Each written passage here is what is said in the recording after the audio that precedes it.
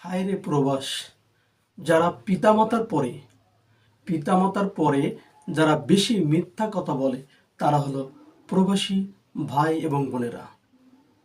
অনেক মানুষ আছে, আমি জেনেছি, অনেক কষ্টে তাদের জীবন যায়, অনেক কষ্ট তাদেরকে সহ্য করতে হয়। অনেক বোন তার পারিবারিক চাপে হোক, এমনিতে হোক, অনেক লোভেই তাদেরকে দিয়ে দেয় প্রবাস জীবনে। কিন্তু একের পর এক মালিক হাত পাল্টাতে পাল্টাতে অনেক দূর চলে যায়, অনেক কষ্ট হয়। তো এতগুলো মালিক পাল্টিয়ে আজকে এই পর্যন্ত আসছি। এভাবেই অতি কষ্টে তাদের জীবন পার হয়। তাই অনেক ভাই বোনেরা আছেন যা জীবনের কষ্টকে কষ্ট মনে করে না এবং জীবনের প্রতিটা ক্ষেত্রে জেনে বুঝে অনেক কষ্টের মধ্যে থাকে, কিন্তু কাউকে প্রকাশ করতে পারে, কারো প্রকাশ করতে পারে না। শত কষ্ট হলেও তারা সেগুলো সহ্য করে মেনে নেয়।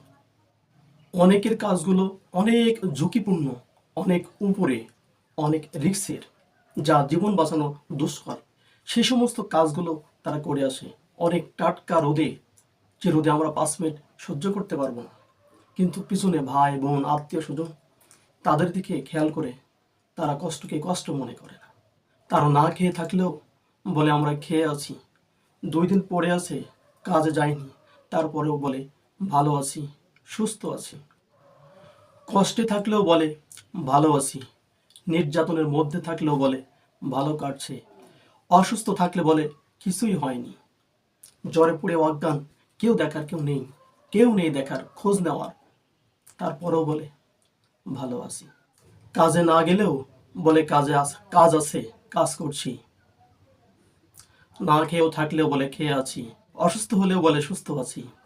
টাকা নেই, হাতে টাকা পয়সা নেই, বাসার থেকে বলছে টাকা লাগবে, তবু হাওলাত করে তাদের সন্তুষ্টির জন্য টাকা দিয়ে দেয়। জটিল এবং কঠিন অবস্থায় থাকলেও যে পাশে 1 গ্লাস পানি দেবে, একটু ওষুধ এনে দিবে, সেটাও লোক যখন পাওয়া যায় না, তখন বুঝতে পারে প্রবাসী জীবন কেমন কষ্টের, কিভাবে দিন পার করে। হায় রে প্রবাসী জীবন!